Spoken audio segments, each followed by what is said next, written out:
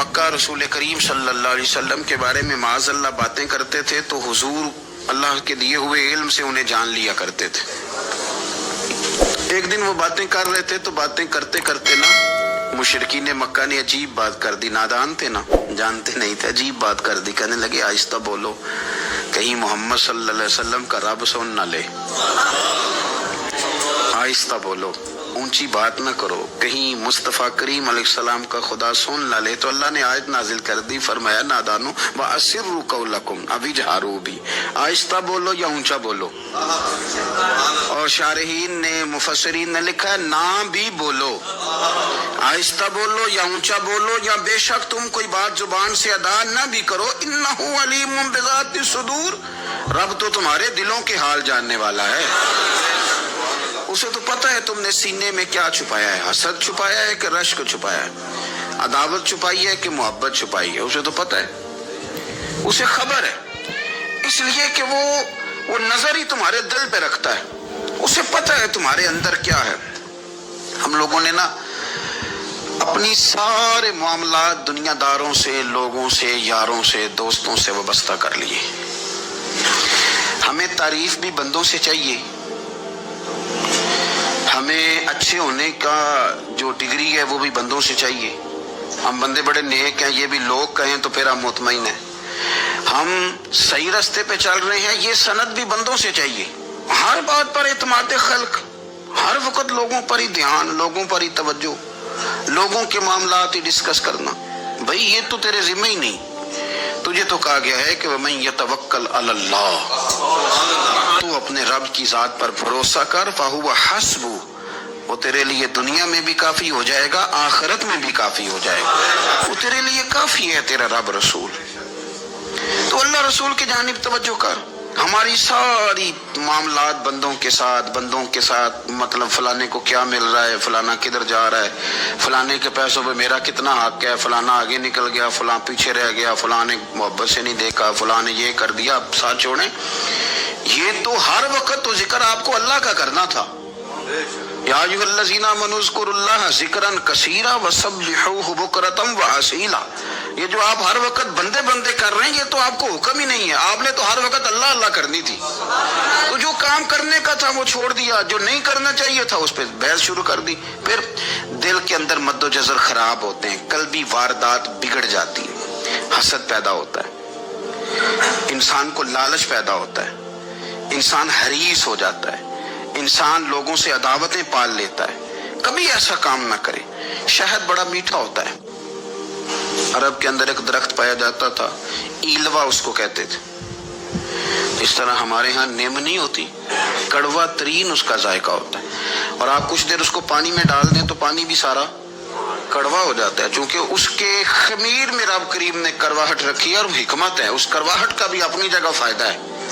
لیکن حضور سید عالم صلی اللہ علیہ وسلم نے ایک مثال بیان فرمائی، اور وہ بڑی سمجھنے کی ہے۔ حضور مثالیں دیتے تھے تو کمال ہو جاتی تھی، بڑے سے بڑا ان پڑھ بندہ بھی اس کی روح تک بات اتر جاتی تھی۔ کریم محبوب علیہ السلام فرمانے لگے کہ اگر ایلوا درخت کے کچھ ٹکڑے شہد میں ڈال دیے جائیں نا تو شہد سے زیادہ میٹھی چیز کوئی نہیں ہوتی۔ تو حضور فرماتے ہیں کہ وہ ایلوا کا درخت جو ہے وہ شہد کو بھی بگاڑ دیتا ہے، اس میں کرواہٹ پیدا کر دیتا ہے، حالانکہ وہ بڑا میٹھا تھا، اپنی جگہ اس کی مٹھاس میں کوئی کسی قسم کی کمی نہیں تھی، لیکن وہ ایلوا کے درخت نے اسے بگاڑ دیا۔ اللہ کے محبوب فرماتے ہیں جس طرح ایلوا کا درخت شہد کو تباہ کر دیتا ہے نا، اس طرح حسد آدمی کے ایمان کو تباہ کر دیتا ہے۔ ایمان بڑی میٹھی چیز ہے، بڑی حسین چیز ہے، لیکن جب حسد آ گیا نا، حسد ہے کیا؟ حسد بندوں سے نہیں ہوتا، یہ سمجھ لیں۔ حسد کا مطلب، حسد کی لغوی تعریف یہ ہے کہ یہ سمجھ لینا کہ یا اللہ اسے نہیں دینا چاہیے تھا، مجھے دینا چاہیے تھا، یہ تعریف ہے۔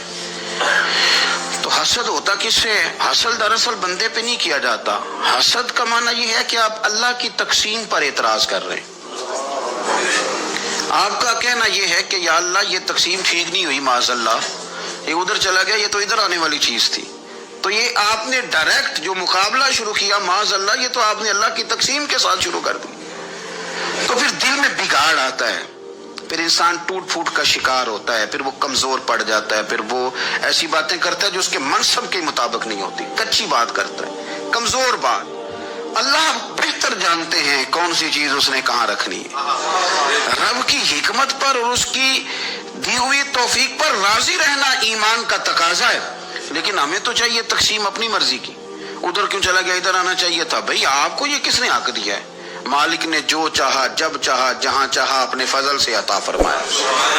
حسد، اور پھر اس کے اگر کوئی حسد نہیں کرتا تو لالچ شروع کر دیتا ہے، وہ کہتا ہے کہ یہ جو اس کا مال ہے اس میں میرا بھی حق تھا، یہ تو مجھے ملنا چاہیے تھا۔ آپ یقین کریں کہ بندے بندوں سے کم پیار کرتے ہیں، جیبوں سے زیادہ پیار کرتے ہیں۔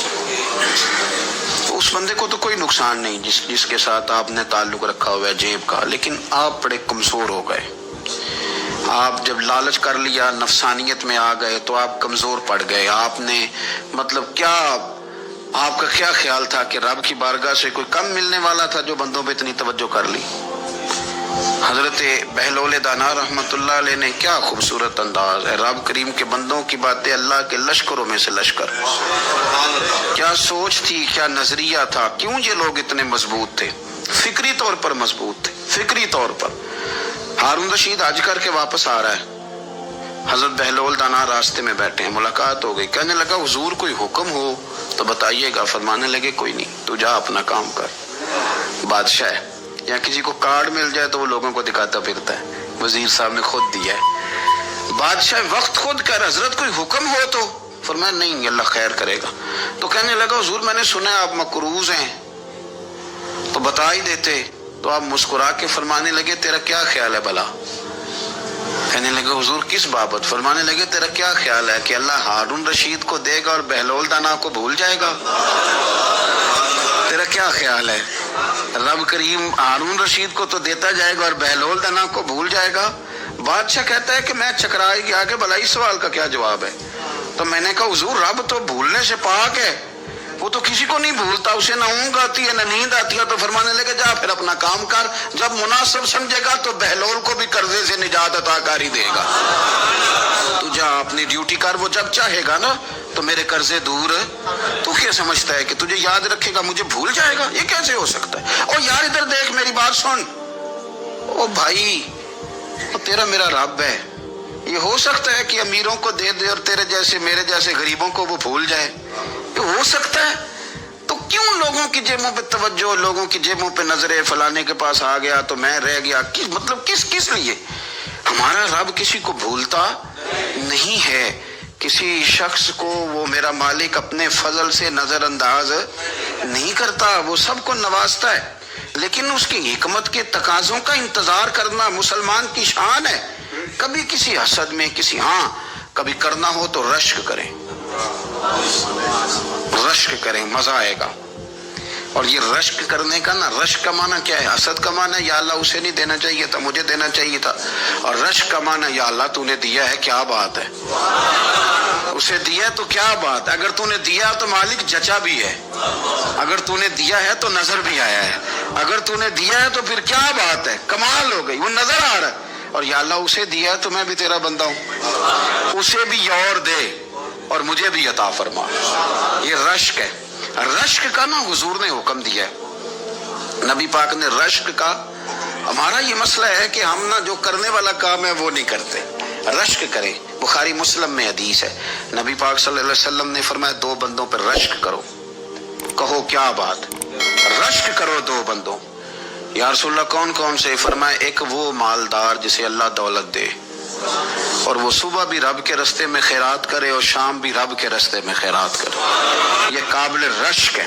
کہو تیری کیا بات ہے بھائی، کیا تجھے اللہ نے نوازا ہے، اور اس پر رشک کرو کو یا اللہ اسے اور دے تاکہ یہ تیرے بندوں پہ اور اثار کرے اور تیرے بندوں پہ سخاوت کرے، اور اللہ اس کے فعل تصدق ہمیں بھی عطا فرما۔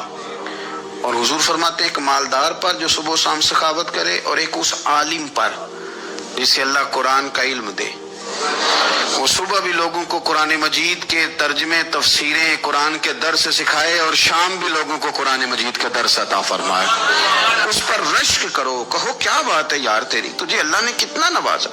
قابل رشک لوگوں پر رشک کرو, ان کی تعریف کرو, ان کے لیے اچھے کلمات ادا کرو. معاشرے میں حسد پرموٹ ہوا ہے. اگر کبھی رشک پرموٹ ہوتا نا تو عزتیں بڑھ جاتی, محبتیں بڑھ جاتی, خلوص میں اضافہ ہوتا, لوگ ایک دوسرے کے قریب آتے. ہم نے کسی فضیلت والے کی فضیلت کو تسلیم کرنے سے انکار کر دیا, ہم نے کسی بڑائی والے کی بڑائی کو تسلیم کرنے سے انکار کر دیا, ہم نے حسد کیا, ہم نے لالچ کیا, ہم حریص ہوئے. اس کا نقصان یہ ہوا کہ لوگ ایک دوسرے کے پاس رہتے ہوئے پاس نہیں رہتے, ایک دوسرے کے ساتھ وقت گزار رہے ہوتے ہیں لیکن ان کے بارے میں رویے ان کے سخت ہوتے ہیں, لب و لہجہ تلخ ہوتا ہے. جب وہ کسی کے بارے میں بے لاگ تبصرہ پوچھا جائے تو غلط باتیں کرتے. رشک کریں, دیکھیں نا حضرت ابو بکر صدیق رضی اللہ, حضرت عمر فاروق رضی اللہ, ساری زندگی دوڑ لگی رہی. حضرت عمر کہتے میں نے ساری زندگی دوڑ لگائی ہے کہ ابو بکر سے آگے گزر جائے, لیکن یہ دوڑ حسد والی نہیں, یہ رشک والی.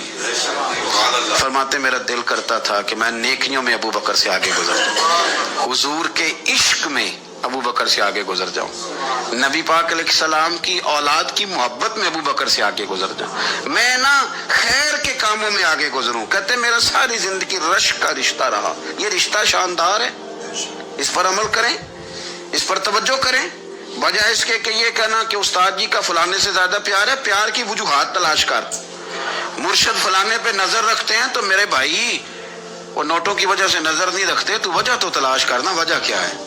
تو اپنے آپ کو اس طرح کا بنا, اس طرح کی کیفیات پیدا کر اپنے اندر. ہم کیا کرتے ہیں کہ رشک کرنے کی بجائے حسد کرتے ہیں. حسد نہیں کریں, اپنے آپ کو سنواریں, وہ رشک کی وجہ سے آپ سنوار سکتے ہیں. نبی پاک علیہ السلام کی پیاری زوجہ ام المومنین سیدہ عائشہ صدیقہ, بڑی شان ہے اس خاتون, بڑی عظمت ہے. ان راہوں کے صدقے جن رستوں سے سیدہ پاک کی سواریاں گزرا کرتی, کیا درجہ اللہ نے دیا ہے سیدہ عائشہ صدیقہ کو. کہتی ہیں حضور کا وصال میری گود میں ہوا ہے. اور مولا علی شیر خدا فرماتے ہیں میں نے حضور کو سب سے زیادہ عائشہ صدیقہ سے پیار کرتے ہوئے دیکھا. اور عائشہ صدیقہ رضی اللہ تعالیٰ عنہ فرماتی ہیں میں نے حضور کو سب سے زیادہ فاطمہ الزہرا سے پیار کرتے دیکھا. یہ الگ ماحول ہے ان کا آپس میں. تو حضرت عائشہ صدیقہ اتنا بڑا مقام, لیکن وہ فرماتی ہیں میں نے ساری زندگی سیدہ خدیجہ الکبریٰ پہ رشک کیا. میں نے کہا کیا بات تھی اس خاتون کی جو وصال کر گئیں, لیکن شاید کو دن خالی جاتا ہو کہ مدینے والے ان کی وفاؤں کا ذکر نہ کریں, شاید کوئی خالی دن جاتا ہو. کہتی ہے میں نے اتنا قابل رشک ماحول نہیں دیکھا. ایک دن حضور گھر میں گوشت لائے اور مجھ سے فرمایا عائشہ گوشت پکاؤ, تو میں اسے صاف کرنے لگی تو حضور فرمانے لگے شوربہ ذرا زیادہ کرنا. میں نے عرض کی حضور کیا کچھ مہمان آئیں گے گھر میں؟ تو فرمایا نہیں عائشہ, مدینہ منورہ میں نا مجھے پتا چلا ہے خدیجہ الکبریٰ کی کچھ سہیلیاں آئی ہیں, تو شوربہ بنا, میں انہیں پہنچاؤں گا. خدیجہ کی سہیلیوں کو شوربہ زیادہ پکا ذرا.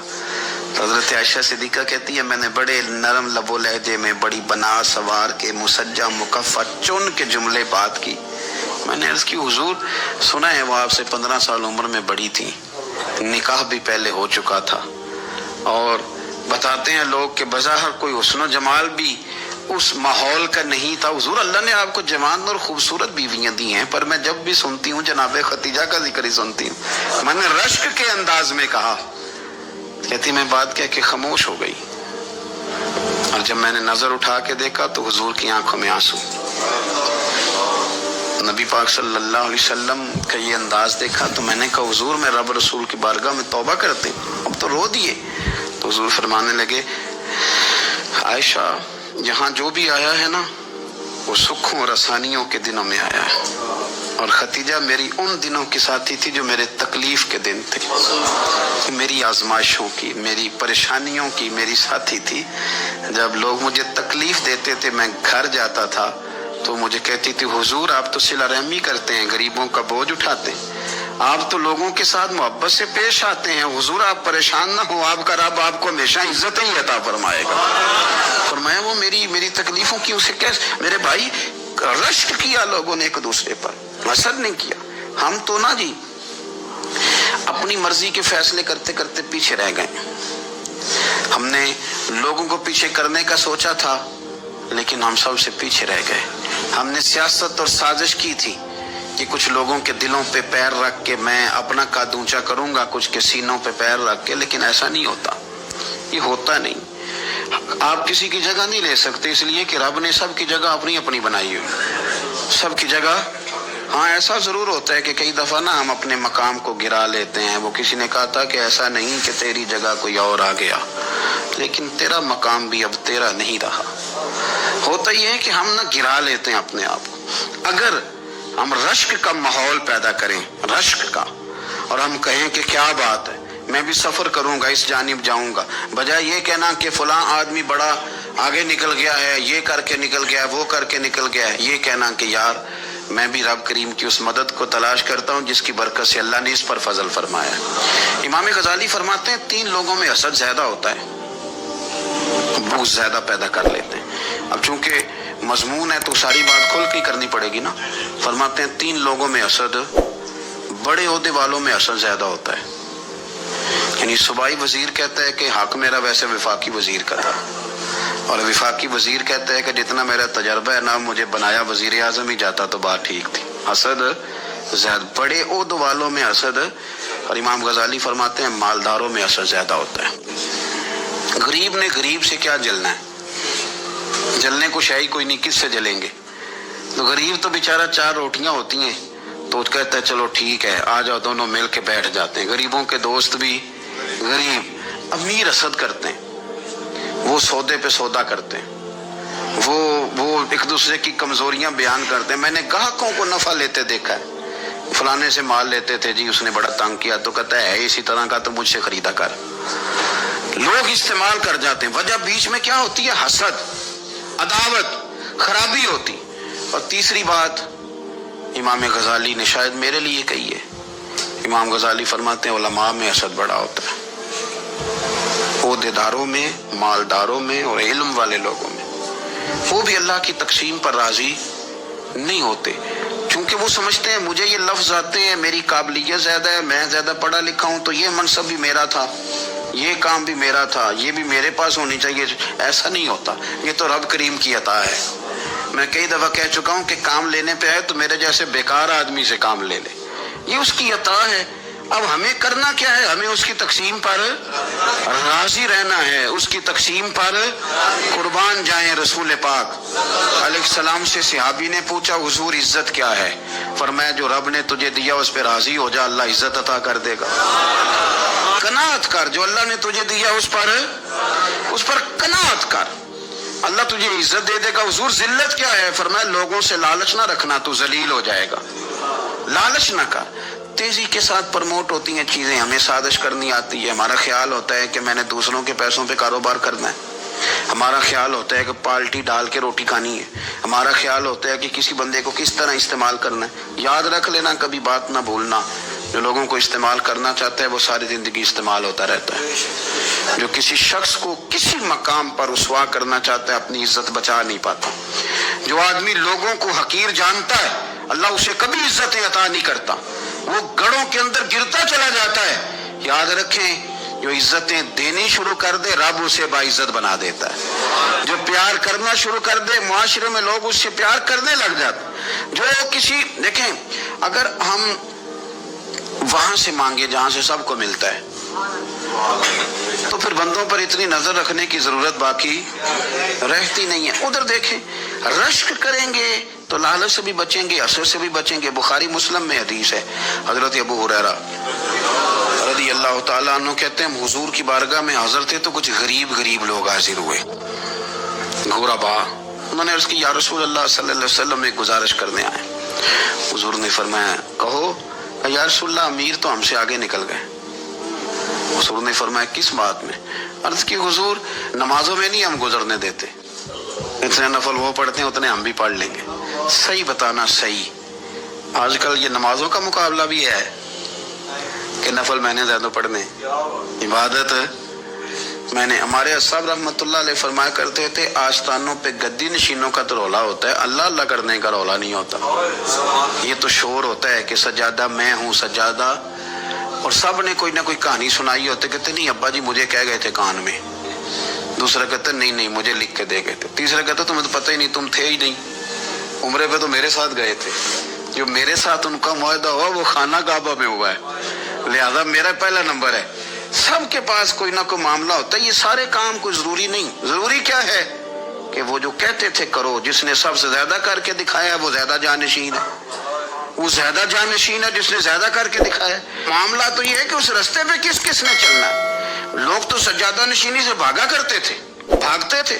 حضرت ابو بکر صدیق رضی اللہ تعالیٰ عنہ کا وصال ظاہری ہوا تو حضرت عمر خلیفہ بنے. تیسرا دن تک خلیفہ بنے ہوئے. 2-3 چھوٹی چھوٹی بچیاں آ گئیں، چاچا جان آپ خلیفہ بنے؟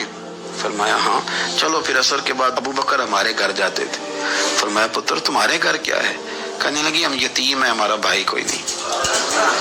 ابو بکر روز عصر کے بعد آتے تھے، ہماری بکریوں کا دودھ دھو کے ہمیں دے جاتے تھے. کچھ بیچ کے گزارا کر لیتی تھی، کچھ پی لیتی تھی. چچا 3 دن ہو گئے، میری اماں بھی روتی ہے، بہنیں بھی روتی ہیں، آپ چلیں گے؟ تو جناب سیدنا عمر فاروق کہتے ہیں میں نے دستار سر پہ رکھی اور پٹکا میں نے اپنے کندھے پہ رکھا، بیٹیاں آگے آگے میں پیچھے پیچھے روتے جا رہے. ایک صحابی نے پوچھا عمر کیوں رو رہے ہو؟ کہنے لگے یار یہ ابو بکر کتنا مشکل رستہ دے کے گیا، کتنا مشکل رستہ ہے اس کے طریقے پہ چلنا.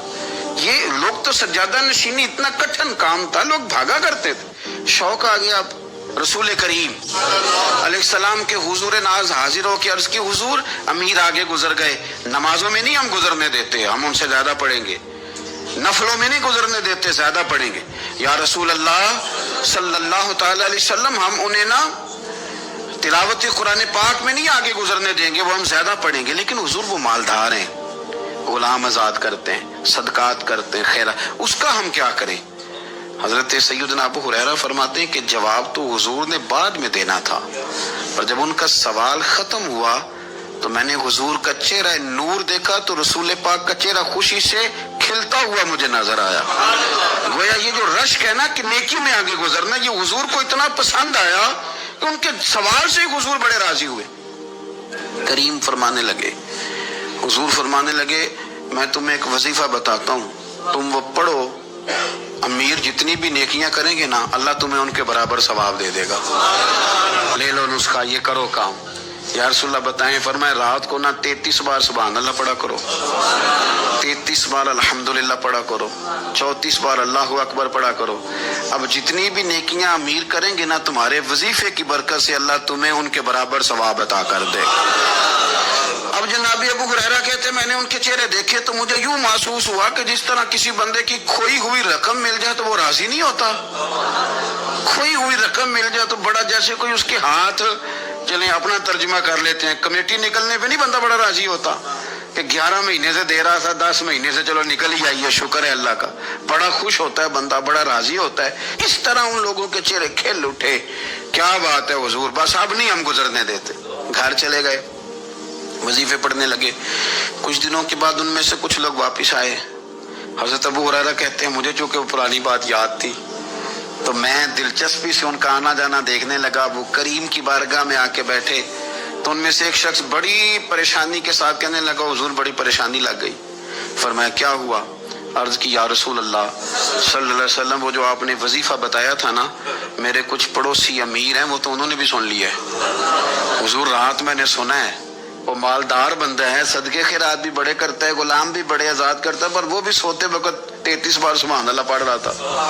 وہ تو اس نے بھی سن لیا حضور، وہ بات یہاں سے نکلی ہے، جانے کہاں کہاں پہنچی ہے، تو وہ بھی پڑھ رہا تھا. حضور اب کیا بنے گا؟ تو کہتے ہیں اس کے سوال پر بھی میرے حضور بڑے ہی مسکرائے.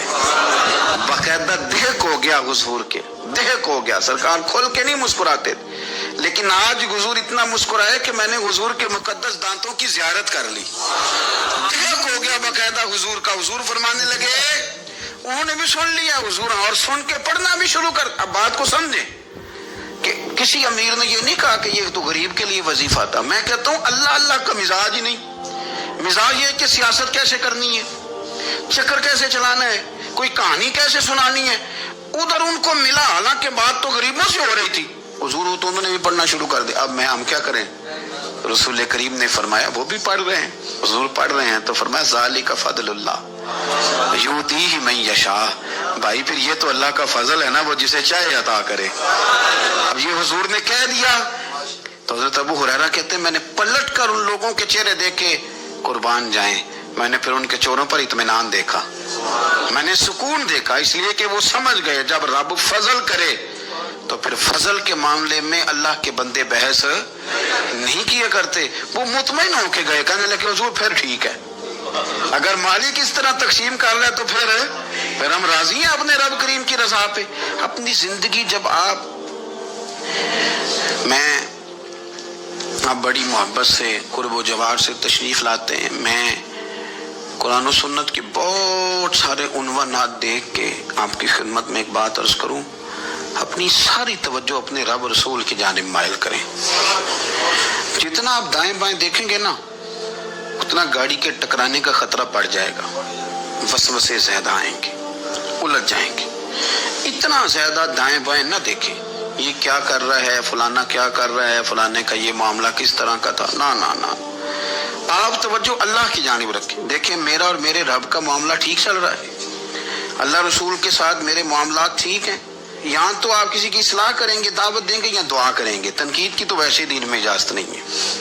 آپ نے یہاں کسی کی اصلاح کرنی اور وہ درد کے ساتھ کرنی، اور یہاں کسی کے لیے دعا کرنی ہے کہ یا اللہ اس بندے پہ رحم فرمائے، سے بدل دے۔ تنقید کی اور طنز کی تو اجازت ہے۔ اپنا معاملہ رب کریم کے ساتھ، ہماری سوچیں کس طرح کی ہیں، ہمارے اندر ماحول کس طرح کا ہے، وہ چونکہ دلوں کے حال جانتا ہے، اور نبی پاک صلی اللہ علیہ وسلم نے فرمایا نہ تمہاری جیبیں دیکھتا ہے نہ تمہارے چہرے دیکھتا ہے، وہ تو جب دیکھتا ہے تمہارا دل دیکھتا ہے۔ اس کی کیفیت کیا ہے؟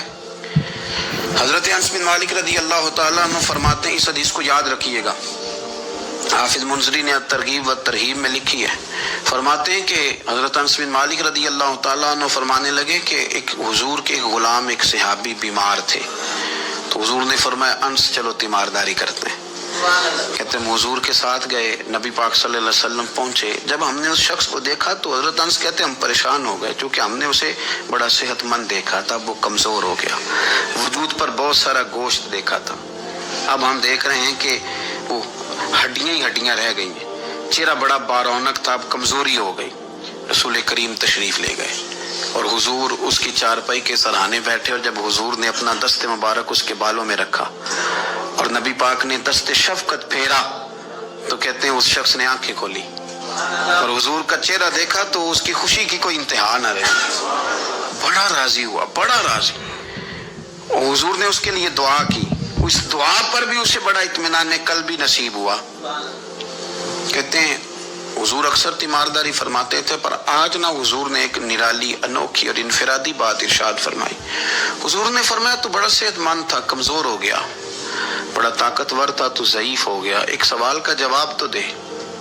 یا رسول اللہ فرمائیے، تو حضور فرمانے لگے اس حالت میں جب تو شدید بیمار اور تکلیف میں، یہ بتا کہ اس وقت تیرا اپنے رب کے بارے میں گمان کیا ہے؟ حضرت انس کہتے ہیں پہلے حضور بیماروں سے یہ سوال نہیں پوچھتے تھے، آج پوچھا، کیونکہ صحت میں لوگوں کی زبان پہ شکر ہوتا ہے اور بیماری میں شکوے ہوتے ہیں، معاذ اللہ۔ اس وقت اللہ کے بارے میں یہ سوچ حضور نے ہمیں دی ہے، تم نے ہر وقت یہ ذہن بنانا ہے کہ یہاں رب کریم کے بارے میں کیا تصورات پل رہے ہیں، آوازیں کیا اٹھ رہی ہیں، اس وقت تیرا اللہ کے بارے میں گمان کیا ہے؟ جناب انس بن مالک کہتے اس نے ہمیں اشارہ کیا کہ مجھے اٹھا کے بٹھاؤ، ہم نے بٹھایا تو کہتے پھر اس نے اپنی آنکھیں کھولی اور حضور کے چہرے نور پر نظر کر کے نظر جھکا لی، عرض کرتا یا رسول اللہ میں کمزور ہوں، بیمار ہوں، تکلیف میں ہوں، اٹھ نہیں سکتا، کھا نہیں سکتا، پر حضور ابھی بھی میرے دل سے آواز یہی نکلتی ہے کہ میرا رب بڑا ہی کریم ہے، میرا اللہ بڑا ہی مہربان ہے، وہ بڑا ہی معاف کرنے والا ہے، وہ اپنے بندوں سے پیار ہی بڑا کرتا ہے۔ آپ میری بات کو سمجھیں، کیفیت کیا ہے اور الفاظ کیا ہیں۔ حضور وہ مجھ سے بڑی محبت کرتا ہے، بڑے پیار والا ہے۔ یہ لفظ کہتے کہتے آواز بھرا گئی، آنسو نکل آئے، پھر اس نے تکلیف زیادہ محسوس کی تو وہ لیٹ گیا، اور پھر اس نے حضور کے چہرے نور پہ نظر ڈالی، کلمہ پڑھا، روح ہی پرواز کر گئی۔ حضرت انس بن مالک فرماتے ہیں ہم اس کے گھر سے نکلے اور جب حضور اس کے کمرے سے باہر آئے تو رسول کریم نے پلٹ کر رک کر پھر پیچھے دیکھا اور فرمایا انس اگر کسی جنتی کی زیارت کرنی ہے تو میرے اس غلام کا چہرہ دیکھ لو. اس لیے کہ جن لوگوں کے نظریات رب کریم کے بارے میں اس طرح کے ہوں پھر ان کے خاتمے خیر کے ہوتے ہیں، پھر اللہ ان کے لیے جنت کے فیصلے فرماتا ہے. اپنے افکار میں، نظریات میں، سوچوں میں ضروری نہیں ہے کہ ہم لوگوں کو دو لفظ کہہ کے مطمئن کر لیں تو ہم خود ضمیر کے قیدی بن کے زندگی گزار دیں. یہ معاملہ ٹھیک نہیں، یہ صحیح نہیں چلتا. آپ اپنی قلبی واردات پر، قلبی خیالات اور تصورات پر کڑی نگرانی رکھیں گے. آپ دیکھیں گے کہ کہاں یہ مجھے خرابی کی طرف لے کر کے جا رہا ہے، کہاں یہ بدگمانیاں پیدا کر رہا ہے، کہاں یہ خرابیاں لا رہا ہے. یہ سختی پیدا کر دے گا، نفرتوں کو، لالچ کو، حسد کو، عداوت کو یہ بڑھا دے گا. آپ اپنے معاملات پر اپنے دل کو ہمیشہ